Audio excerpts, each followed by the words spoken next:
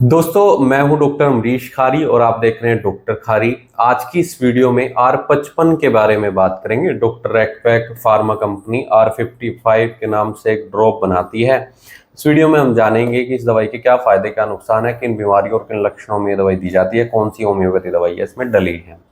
दोस्तों, ये फ्रैक्चर में दी जाती है, ये चोट लगने पर दी जाती है, ये स्प्रेन में दी जाती है, ये वोन हीलिंग में दी जाती है।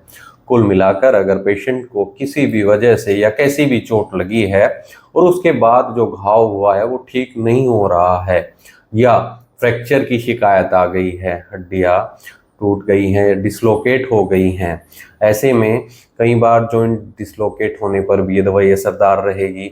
या मोच आने की शिकायत अगर है, पैर में मोच आ गई है, तो ऐसे केस में भी इफेक्टिव रहेगी।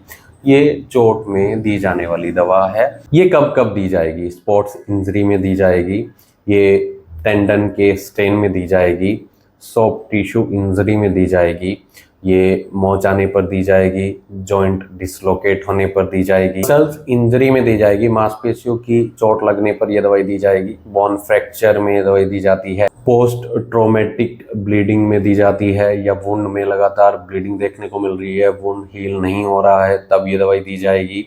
ये ओवर एक्सर्शन के कारण अगर पेन है तब दी जाएगी, या कई बार गिरने की वजह से अगर पेशेंट को चोट लगी है और शरीर में दर्द हो रहा है, इंटरनल पेन हो रहा है, तब दी जाए। एक्सीडेंट होने पर अगर पेशेंट को पेन हो रहा है शरीर में, तब दी जाती है। और कई पेशेंट में ये रियोमेटिज्म के केस में भी इफेक्टिव रहती है। अगर इसमें हम दवाइयों की बात करें तो अर्निका मोंटाना एक दवाई डली है जो खास तौर पर चोट लगने पर दी जाती है। ब्लूइश टाइप का पेन होता है, नील पड़ जाता है और दर्द बहुत ज़्यादा हो, कुचलने जैसा दर्द महसूस हो रहा हो, तो ऐसे केस में अर्निका मोंटाना मस्कुलर पेन में भी इफेक्टिव है, जॉइंट्स पेन में भी इफेक्टिव है। इसमें बेलाडोना एक दवाई डली है, थ्रोम्बिंग टाइप का पेन है या पेशेंट को इन्फ्लामेशन की शिकायत है, दर्द के कारण पेशेंट को बार बार परेशानी हो रही है, ऐसे केस में ये बहुत इफेक्टिव रहती है। दर्द को तो ठीक करती है, सूजन में भी राहत देती है।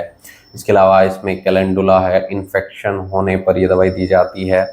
ये दवाई वुंड को हील करती है, इन्फेक्शन से बचाती है पेशेंट को। किसी भी तरह सेप्टिक इन्फेक्शन या फिर कई तरह के इन्फेक्शन, बैक्टीरियल ग्रोथ कई बार होनी शुरू हो जाती है, तो उससे ये दवाई बचाती है, वो उनको हील करती है। एक दवाई इसमें इचनीशिया है, ये पेशेंट की इम्यूनिटी को बढ़ाती है, इन्फेक्शन से बचाती है। एक दवाई इसमें हेमामेलिस है जो ब्लीडिंग को कंट्रोल करती है। एंटी हेमरेजिक गुण इसके अंदर पाए जाते हैं, ये ब्लीडिंग को कंट्रोल करने में मददगार रहती है। इसमें रस्टॉक्स है, पेन अगर पेशेंट को जॉइंट्स में है या टेंडन्स में है तो ऐसे केस में दवाई दी जाती है। जोड़ों के दर्द में और हड्डियों के दर्द में, मस्कुलर पेन में भी इफेक्टिव रहती है।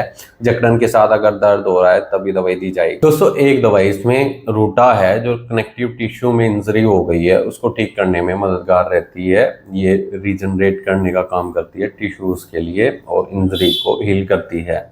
एक दवाई इसमें सिम्फाइटम है, ये फ्रैक्चर को ठीक करती है। अगर पेशेंट को बोन्स में माइनर फ्रैक्चर है, हेयरलाइन फ्रैक्चर है, तो उसको ठीक करने में मददगार रहेगी। मेजर फ्रैक्चर के लिए आप डॉक्टर से मिलें।